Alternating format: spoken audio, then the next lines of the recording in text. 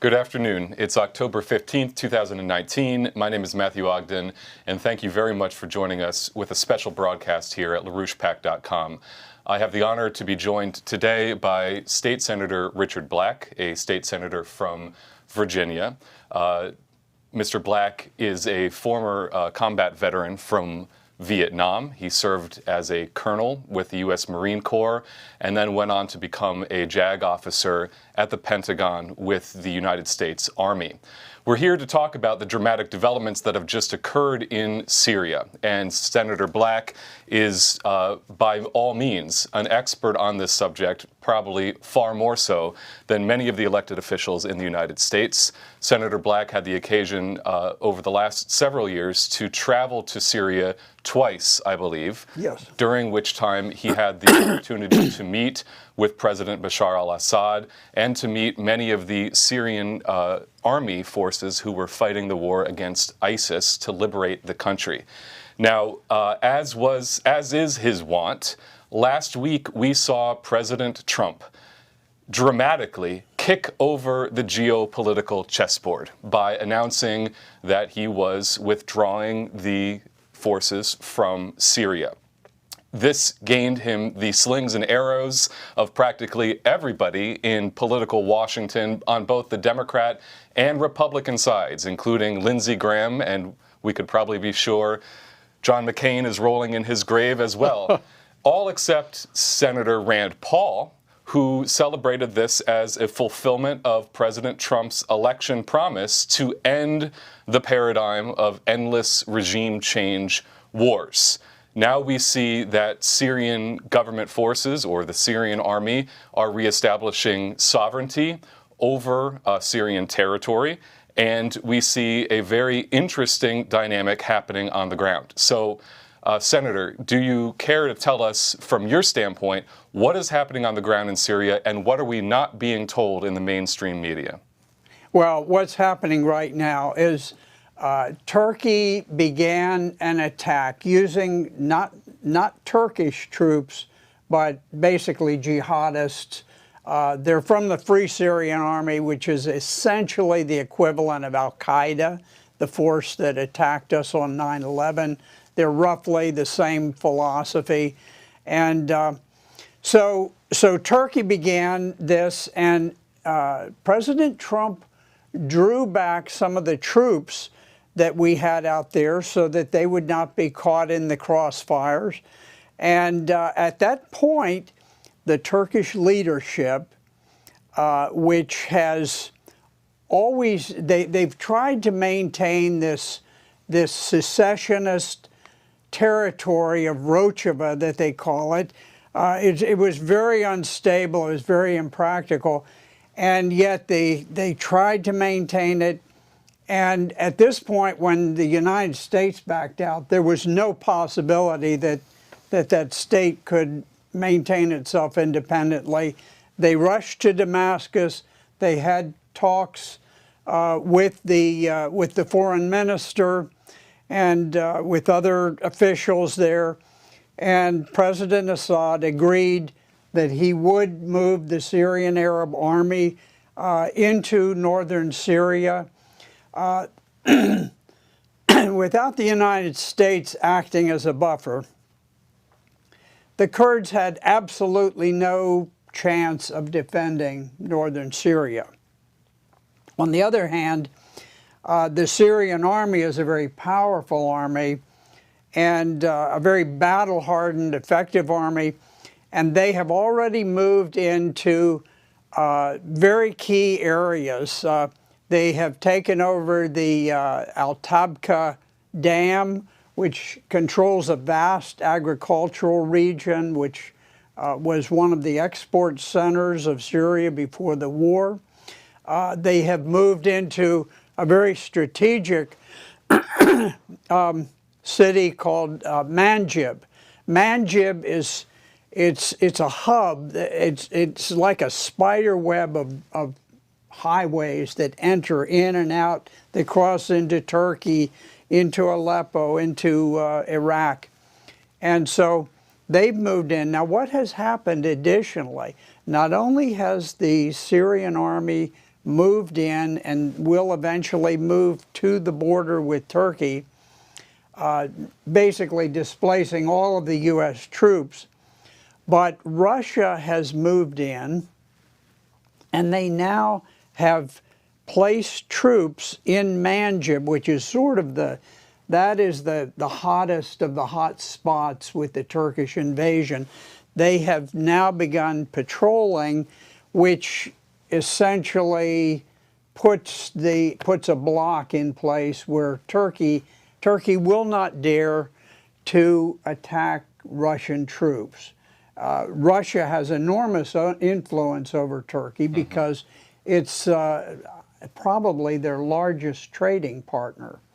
And so I think it's very interesting the way things have unfolded, where the legitimate Syrian army, which owns that part of northern Syria, has now displaced the United States forces and is now restoring order. By the way, they've been welcomed as returning heroes. People are demonstrating and waving flags, waving pictures of President Assad. And I honestly, while they portray President Trump as being impetuous and so forth, what he has done here, I think the untold story is that he has been very well advised. And basically he had to scare the Kurds into reality, into reconciling with the Syrian government. Then the Syrian government can take responsibility for controlling ISIS, for doing all of these things, for taking control of the prisoners. And the United States can get out of the way. And at the same time, President Trump, while he has caused tremendous gnashing of teeth among the neocons, both Democrat and Republican, he has created a situation where the United States is out of northern Syria and it cannot return. Well, do you see this as you said, he is clearly well advised, and this was not just a spontaneous ad hoc move on his part. This was very well planned. Do you see this as a direct corollary of the fact that John Bolton has been fired as National Security Advisor and he is out and President Trump is taking control over his foreign policy team again? I think that is very likely to be the case. John Bolton was the consummate maker of wars. He would go to war with anyone for any reason or no reason whatsoever. He wanted to expand the empire. When he left, anybody that replaced him was an improvement. And also, President Trump, instead of being hammered over the head by Bolton, and sometimes having his orders countermanded by Bolton. You know, if you go back to the last time that President Trump announced a full and immediate and complete withdrawal from Syria, John Bolton jumped on an airplane, flew overseas, and countermanded the president's orders. If he had been a uniformed officer, he could have been placed on trial before a general court-martial, and he could have been confined for a period of 30, 40 years in prison. For insubordination to the commander-in-chief. For violating a lawful general order of the commander-in-chief, and but instead he just he walks free, and he countermanded the president's order. Now, this time, no one can countermand the order. The troops are out. You have two great armies that have closed the gap, and there's nowhere that you can put the American troops back in, no matter how much you want. Correct. Now, in interviews with Senator Rand Paul, he celebrated the fact that Donald Trump was accused by the Wall Street Journal of, quote unquote, channeling his inner Rand Paul, which in this case he probably should do most of the time. But Rand Paul said what has to happen now is that all the parties on the ground must be involved in peace negotiations. Syria, the Kurds, Russia, Iraq, they all must have a party at the table in these peace negotiations to navigate how to rebuild this country, which has been ravaged by a decade of war. Well, you know, it's important to realize that Russia has organized the Astana gatherings. The United States has not been part of these, but typically they'll have Russia sometimes representing Syria. They'll have Turkey, they'll have Iran, and so the regional forces who are most directly affected by this, who most keenly comprehend what's going on there, have been getting together. At this point, I mentioned to you earlier, I noticed that the language in the Washington Post has changed. And instead of referring to the regime, it refers to the Syrian army. The Syrian army has done it, not the regime army or the army loyal to President Assad. After all, President Assad now controls easily 95% of the Syrian population. Easily 95. It may be higher than that, but it's at a minimum it's 95%. I heard somebody refer to Syria as a failed state. I got to tell you, I've been to Syria. This fellow's never been to Syria who called it a failed state. It may be that we have managed to devastate it using American weapons, Saudi weapons, Turkish weapons, but that country is cohesive.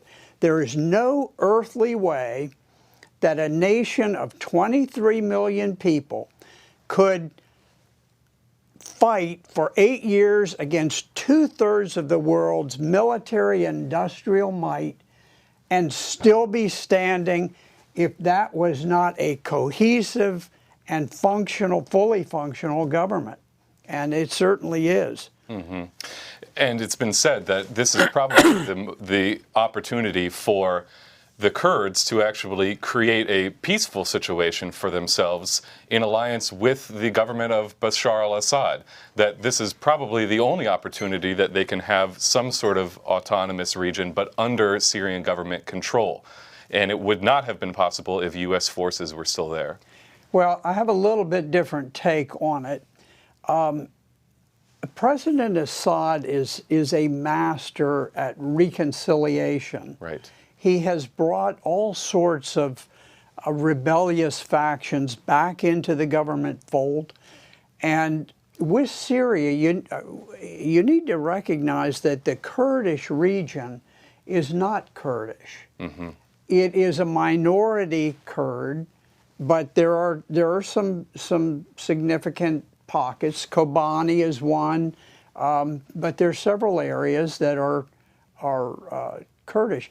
But for the most part, you have Arabs. Most of the Arabs are Muslim, some of the Arabs are Christian, and over time it was simply impossible that a small Kurdish minority could dominate the Arab majority. Right. It was a formula designed to resurrect ISIS at some point. The idea that you'd have all of these Arabs who would bridle under the dictates of a Kurdish minority.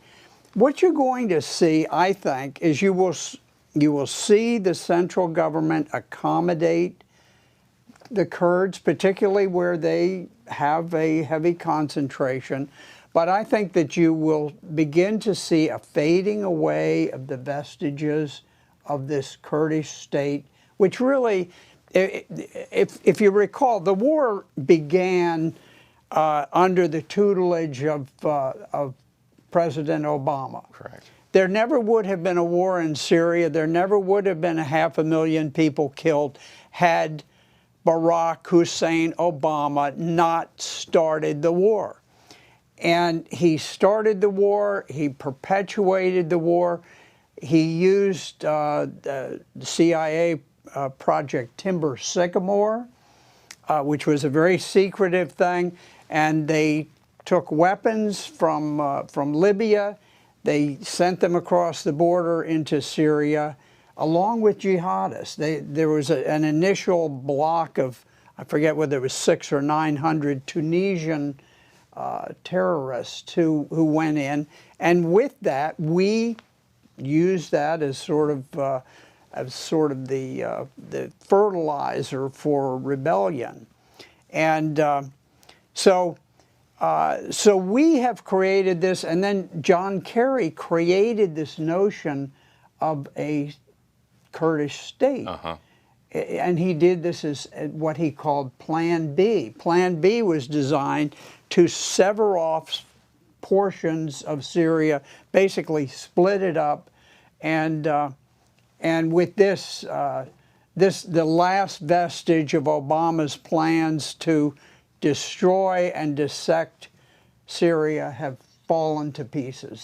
This is the last piece that has fallen out. That's the last major piece. There's still some things to do, but this is the biggest. I think that's an extremely important point for people to understand.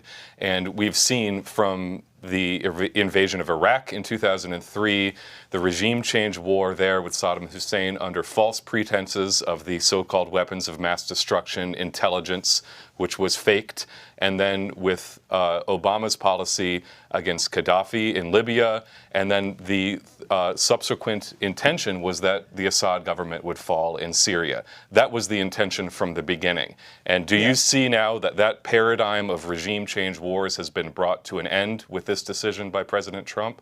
Well, it has been broken, and I think the intellectual foundations for regime change have been dealt a very powerful blow by what's going on in Syria today.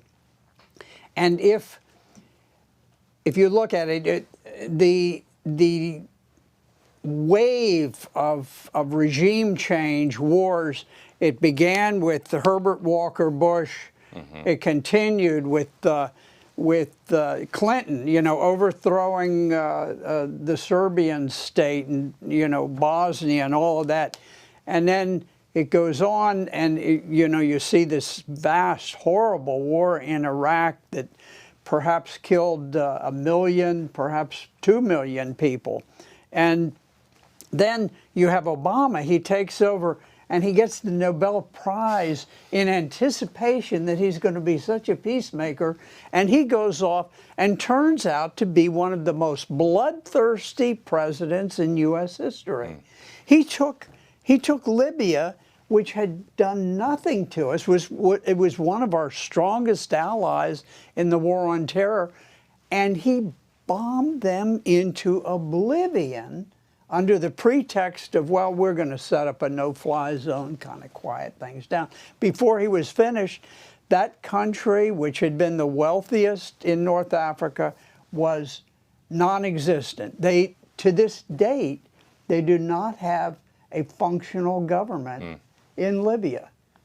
So I don't think there's anybody in the Middle East that's going to look back and say, boy, I long for those days of the American experiment in democracy. Where have we created democracy? Nowhere, not in a single place. Where have we improved human rights? Nowhere, not a single place. Where have we achieved one significant thing of geopolitical significance? Nowhere, not in a single country where we've intervened. So yes, I think the moral underpinnings for regime change, whether it's in Ukraine, whether it's in Venezuela, whether it's over in the Mideast, I think it has been dealt a very significant blow. I predict that this turmoil in northern Syria will ebb rather quickly. I think people will be surprised Now, you know, unexpected things could happen, but I suspect that even 3 weeks from now, you'll see less of it in the news. It won't be nearly the big story because, lo and behold, Syria is going to move its forces back into northern Syria, where they belong. And Turkey will not feel threatened by having a Kurdish state on its borders. They may relax a little bit. There'll be accommodations arranged with Russia, with Turkey, with Syria, all of those countries. And that may be, I think we're seeing the beginning, potentially, of peace breaking out, which will utterly cause nightmares for neocons, the idea of peace. You remember back in the First World War, the only way that they could get us in, I think we fought for 18 months, something like that, and they had to say this was the war to end all wars. And that was the only way that they could sell it to the American people back then. This was a war to end all wars. This was 18 months of fighting. And we've gone to where now we have 18 years of fighting, and nobody wants to talk about peace. It's, oh, no, we couldn't possibly have peace. But I believe that the principal source of Islamic terror stems from American occupation of foreign countries. Foreigners don't like to be occupied by the American armed forces. They just don't. Our armed forces are wonderful guys. They make friends. They try their best. But people don't like to be occupied. It boils down to that. So we may see an outbreak of peace, and it may stem from this particular move by Donald Trump. Well, let me play a quick video for you, actually, from President Trump and get your reaction to it. This is from a press conference that Donald Trump did on October 9th, last week, and he was asked explicitly about the Syria situation. You'll hear two things. You'll hear Donald Trump denounce the military-industrial complex by name and cite Dwight D. Eisenhower, and you'll also hear the very honest and raw emotion that he experiences when he goes to Dover Air Force Base and sees these young men and women in uniform brought back in a coffin. Let me play this video for you quickly. PKK, that's a different faction, and they worked with us. It's a rough group, but they worked with us. But we've spent a tremendous, and they're fighting for their land. So when you say they're fighting with us, yes, but they're fighting for the land. Now, if we go on the theory that some of the folks in Washington go by, who all do very well with the military-industrial complex. I mean, you know, the military-industrial complex, take a look at Dwight Eisenhower. He had it figured right many years ago. It's got tremendous power. They like fighting. They make a lot of money when they fight. But it was time to bring our soldiers back home. So I see, and I will tell you, the hardest thing I have to do, by far, much harder than the witch hunt, is signing letters to parents of soldiers that have been killed. And it's not only that, in areas where there's not a lot of upside, if there's any upside at all, and in many cases there's only downside. And especially when that soldier was killed in a blue-on-green attack. You know what that is, right? That's where a soldier being trained or whatever turns his gun on an American soldier. Here, son, take your gun. You know how to use it. And he takes the gun and he turns it and he shoots one. We have many of them in Afghanistan, in particular in Afghanistan. The hardest thing I have to do is signing those letters. That's the hardest thing I have to do. And each letter is different. We make each letter different. And last week I signed 5 of them for Afghanistan, 1 in Iraq, 1 in Syria from 2 weeks ago. And sometimes I call the parents, sometimes I see the parents. I go to Dover when I can, but it's so devastating for the parents that, you know, it's so devastating. When they bring that boy or young woman out of the back of those big, powerful planes in a coffin, and the parents are there, You know, we have people that do that. That's what they do. They work that. They accommodate everybody. That's what they do. They do an incredible job. And they said, I said, the parents seem to be okay. I'll get there early. The parents seem to be okay. Well, actually, sir, they aren't. No, the way they're talking, they're really okay, aren't they? Sir, you never know until the back of that massive cargo plane opens up and they walk down holding a coffin with 4 or 5 great soldiers on each side of it representing our various forces. That you never know. And then I see it, and I see people that were smiling, oh, Mr. President, thank you for being here, thank you for being here, and I think they're doing great. And then 20 minutes later, we'll be outside when that big plane pulls up and that door comes down, and they are walking the coffin with their boy inside this coffin with an American flag over the top, and they're walking that coffin down this ramp. And I've seen people that I thought were really incredible the way they would I didn't even understood how they could take it so well. Scream like I've never seen anything before. Sometimes they'll run to the coffin.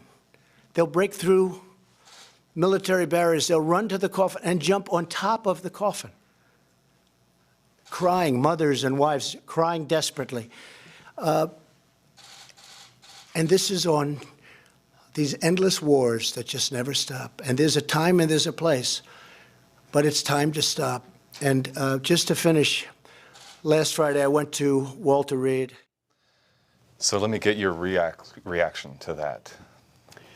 Well, I can relate to it because I go to Walter Reed Hospital periodically, the Bethesda Walter Reed, and I almost never walk down the halls there when I don't encounter people who are missing legs, missing arms, blinded.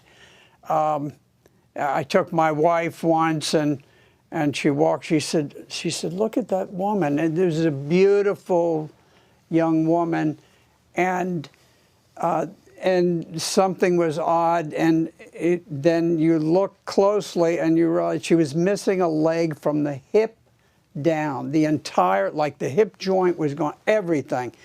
And tens of thousands of these people have come back. Heroic, wonderful. God bless each one of them. But they're sent over there by people like John Bolton, an admitted draft dodger, by Dick Cheney, an admitted draft dodger. And what did John Bolton and Dick Cheney do? They made their entire career on sending other people to war and promoting warfare and living off the military-industrial complex. And to me, it is a disgrace. And now, when I fought with the 1st Marine Regiment, and my radio men were killed right beside me when I was wounded. And so I have seen the heroism of these young people. I love them. And I had a 32-year career in which 1 year of that was a blistering, savage period of warfare out of 32 years. Now I look at the young people going over, and they go over again and again and again. And it's very much, we use them very much like the French Foreign Legion. Like they are there, we paid you, you're going to do what we tell you, and your job is to go and fight and to kill people and to create mayhem. And it didn't work well for the French. Eventually it brought down the French government when the Foreign Legion had enough. And I think our troops have had enough. They deserve to be brought home, not to be shuffled around like pieces on a chessboard. We need to bring those soldiers, sailors, airmen, Marines, bring them back home. Let them have a family life. Many of these are married people who they never see their kids, they never see their wives. They're constantly out there patrolling to defend the borders of Afghanistan. And as President Trump says, why aren't they defending the American borders? How come the American borders are left undefended, but we're out there in Timbuktu, 7,000 miles away, and we're defending their borders? It makes no sense. And so, yes, I agree. I know exactly the feelings of the families. I've seen them.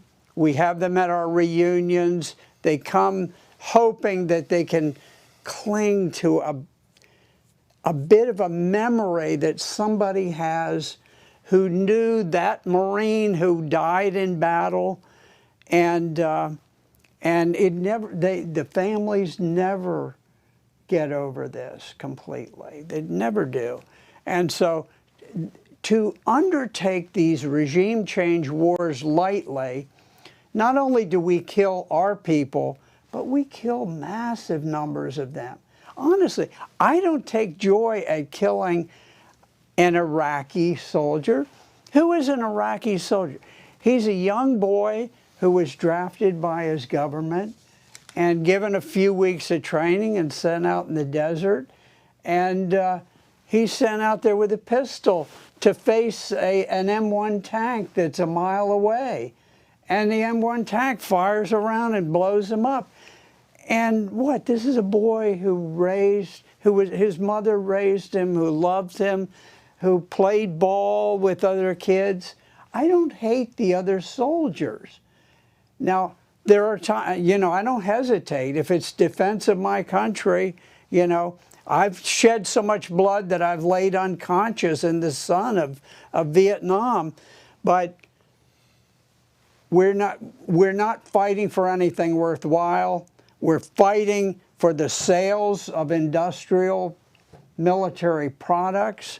We're fighting just so that these neocon think tanks can be funded, and it's a total waste, and we need to put an end to it. Obviously, your perspective is extremely valuable in the United States, and you've been extremely courageous in your stance and how outspoken you've been, even when you've been almost a party of one. You've been very prescient. The things that you've said and written over several years are now very timely and are very much coming to be. You were showing me an article that you found from 2 years ago in 2017, and your perspective is also very much valued in Syria. You've spoken with very high-level persons there, including the president and other people in leading positions in the military. And do you feel that what you have done over the last several years has had an effect in bringing about what is a much better outcome than what could have been if this regime change war had been successful? I do, and here's the reason why. In, I believe it was 2014 or 2015, I simply wrote a letter to President Assad.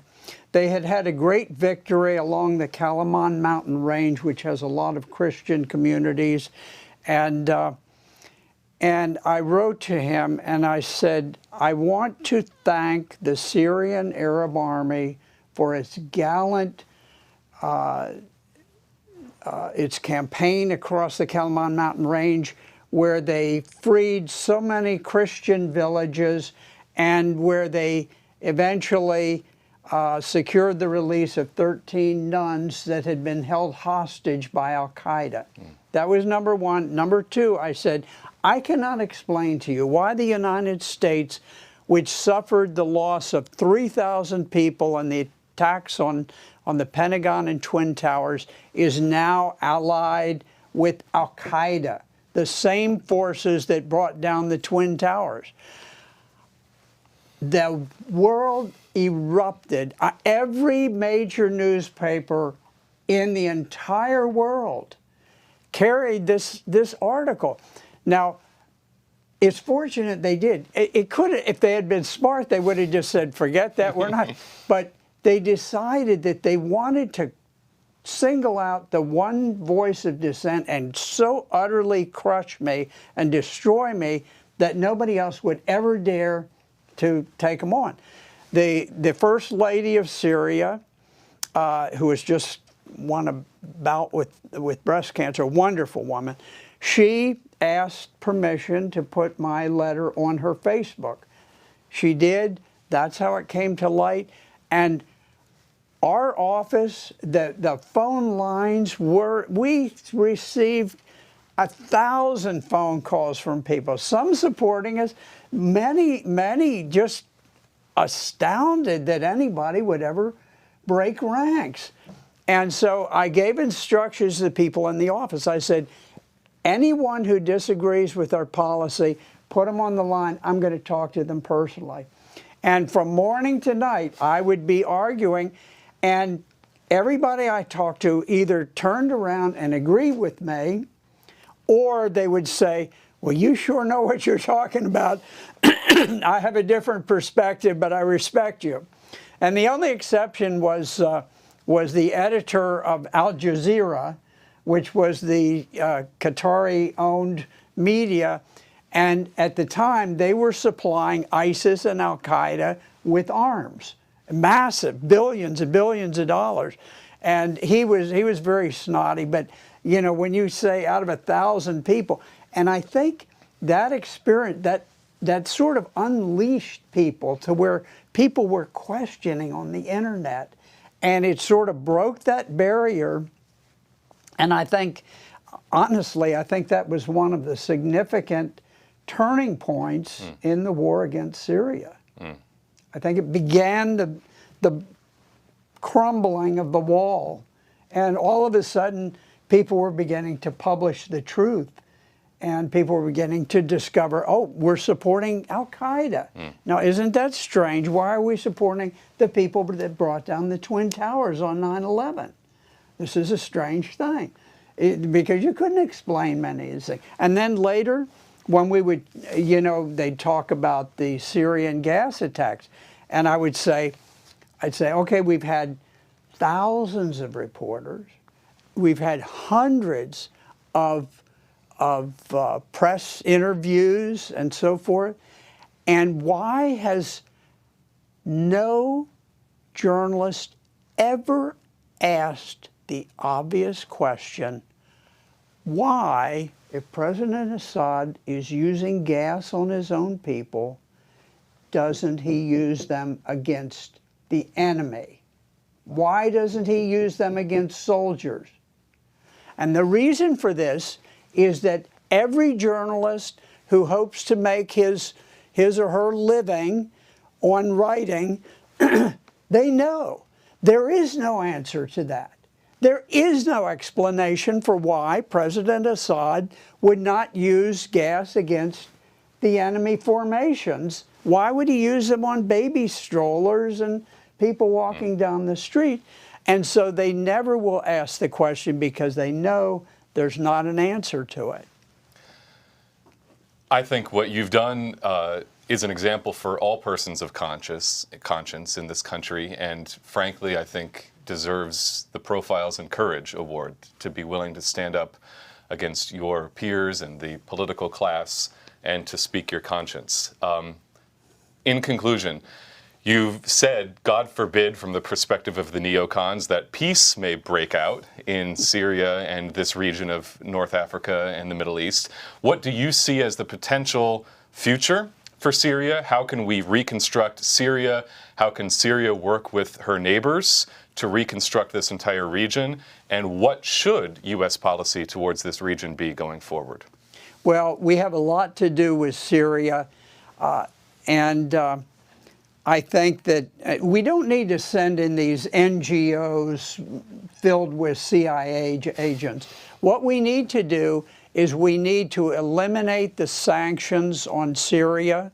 If anything will effectively suppress ISIS, it's to allow these countries to trade and to generate income so that there are alternatives, so that the only job a guy can get isn't to pick up a rifle and go out and kill somebody. Yeah. And if we do away with the sanctions, that one thing will do more to eliminate ISIS than 18 years of war has done before. We don't have to send in massive aid to build them up. We need to stop demonetizing their currency, and we need to stop the sanctions. Simply let them trade. Before the war, Syria had a vibrant economy. It was balanced. They had no foreign debt, and they had the greatest women's rights and the greatest religious freedom of any of the Arab countries. And we took them on and tried to destroy them, despite the fact that they were the fiscal and the social model for all of Arabia. And you've witnessed with your eyes that there is cultural harmony among all of these different ethnic and religious groups in Syria. Yes. It was not until we laid out the plans to destabilize and destroy Syria that we fostered the spirit of religious conflict, and we convinced the Sunnis that the Shia were evangelizing. This was part of the plan issued by the Deputy Chief of Mission in the U.S. Embassy, disseminated all over the world, and he said we have to foster this tension and this hatred between the religious groups. And we have done that. We took a country which was a model of religious harmony, of love between brother and brother, sister and sister, and we created an atmosphere of hatred deliberately. Now, just to show how absurd this was, 70% of Syrians are Sunni Muslims. 3.5%, less than 4% are Shia. Shia are a small minority. There are far more Christians than there are Shia. And yet we say, oh, the Shia arc. There's going to be a Shia arc. The Shia are going to... Well, to tell the Sunnis that the Shia are going to do this, it's like telling the Catholics and the Baptists in the United States, these guys carrying around their watchtower, they're going to take over the Catholic Church and the Baptist Church. They're going to destroy, they're going to wipe you out. You need to kill them. Well, God bless them. I have nothing against the folks who carry the watchtower around. They're good people. But it's the same thing. We managed to sell them an absurdity. Right. We paid the right people through the CIA, and we sold something that was utterly implausible. Well, and this is the clash of civilizations doctrine. That was Samuel Huntington, that was Zbigniew Brzezinski. I liked this cartoon when John Bolton was fired. It showed him cleaning out his desk and taking all of his belongings out of the White House, and in the wheelbarrow on the very top was his copy of Clash of Civilizations. So he was cleaning that out of the White House, and good riddance. So, Amen. I'm glad to see him gone. Well, thank you very much, Senator Black. It's really an honor to have you here. I would say if Americans who are viewing this broadcast want to do something, write into President Trump, write to his Twitter account or to the White House email, or call to the White House and say, President Trump, bring Senator Black into the White House for a meeting. He's a unique expert on this region, and he absolutely needs your advice. So we thank you very much for joining us here today. Well, thank you, Matthew. I really appreciate it, and I encourage all of your listeners to do everything that they can to basically spread the word. And I think we need to support Trump on this. He will prevail. I'm confident of that. And I think within several weeks we're going to see that, lo and behold, what he proposed has worked out. That's worked out well. Well, thank you very much. And thank you all for tuning in today. And please stay tuned to LaRouchePAC.com as we come back with further updates on this rapidly developing situation.